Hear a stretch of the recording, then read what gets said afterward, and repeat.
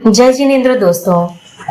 भगवान महावीर शासन जैनागम ग्रंथमाला के उपासक दशाओं के हिंदी अनुवाद उपासक दशा के 8वें अध्याय 8th चैप्टर महाशतक में आप सबका स्वागत है। राजगृह उस समय का समृद्धशाली एक नगर था। वहां गुणशीलक चैत्य था। वहां महाशतक नाम का श्रमणोपासक रहता था।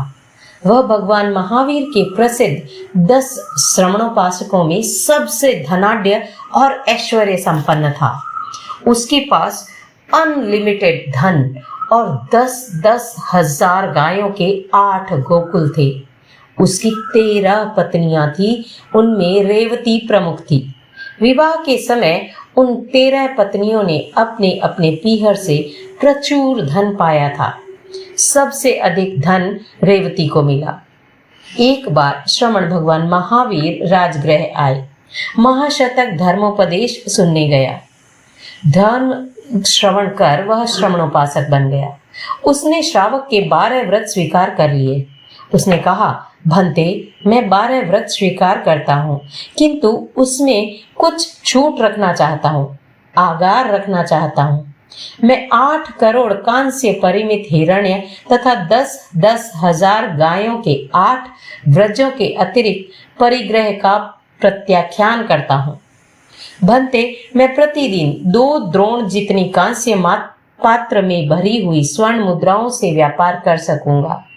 उसके अतिरिक्त द्रव्य से मुझे व्यापार करने का प्रत्याख्यान है। भंते, मैं अब्रह्मचर्य को भी सीमित करता हूँ। मैं अपनी 13 पत्नियों के अतिरिक्त किसी स्त्री से सहवास नहीं करूंगा। भगवान ने उसे व्रत शिक्षा दी। रेवती श्रमणोपासिका नहीं हुई। उसका मन सांसारिक भोगों से अनुरक्त था। एक दिन उसने सोचा, मेरी 12 सौते हैं। इनके जीवित रहते हुए मैं महाशतक से पूरा प्रेम प्राप्त नहीं कर सकती। ये इनके इन प्रकार मुझे इनसे छुटकारा पाना है। उसके मन ने एक योजना बनाई और प्रतिदिन अवसर की ताक में रहने लगी। एक दिन अवसर मिल ही गया। उसने 6 सौतों को शस्त्र प्रयोगों के द्वारा और 6 सौतों को अग्नि प्रयोग के द्वारा मार डाला। इस कुकृत्य से उसके मन में क्रूरता बढ़ने लगी। वह मांस लोलुप हो गई। अब वह प्रतिदिन विविध प्रकार का मांस बनाती, खाती और साथ साथ मदिरा का सेवन भी करती। एक दिन राजगृह में जीव वध न करने की घोषणा हुई। रेवती इस घोषणा से तिलमिला उठी। उसने अपने पीहर के नौकरों को बुलाकर कहा, देवानुप्रियों, आज से तुम मेरे पीहर से प्राप्त गोकुल में से प्रतिदिन 2-2 बछड़ों को मारकर उनका मांस मुझे दिया करोगे। अब रोज 2-2 बछड़े मारे जाने लगे। उसकी मांस लोलुपता बढ़ती गई। उन्माद बढ़ा। एक बार महाशतक अपनी धर्माराधना में तल्लीन था। उस समय रेवती नशे में धुत होकर केशों को बिखेर कर जहां महाशतक था वहां आई और बोली, धर्म पुण्य से तुम्हें क्या मिलेगा? मेरे साथ काम भोगों का सेवन करो। कामशतक मौन रहा। रेवती चली गई। कुछ समय बीता।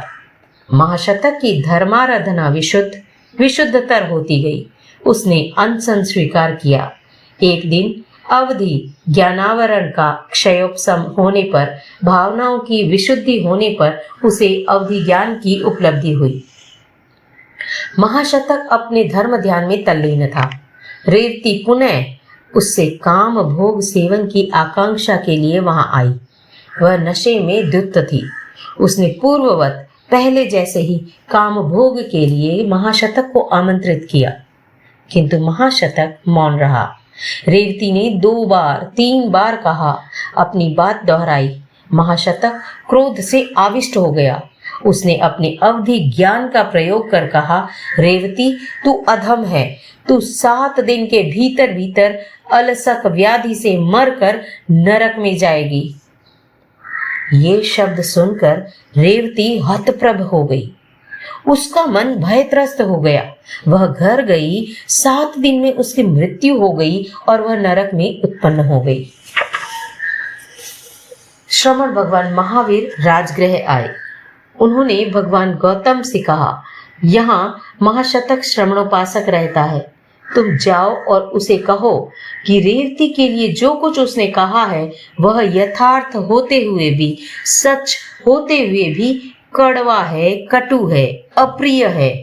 इसका प्रायश्चित उसको करना होगा। भगवान गौतम महाशतक के आराधना स्थल पर गए, सारी बात उसे बताई। महाशतक को अपनी भूल महसूस हुई। उसने यथोचित प्रायश्चित लेकर अपनी शुद्धि की। अंत में मासिक अनशन पूर्वक देह त्याग कर महाशतक देव बना और वहां से च्युत होकर वह महाविदेह क्षेत्र में मुक्त होगा।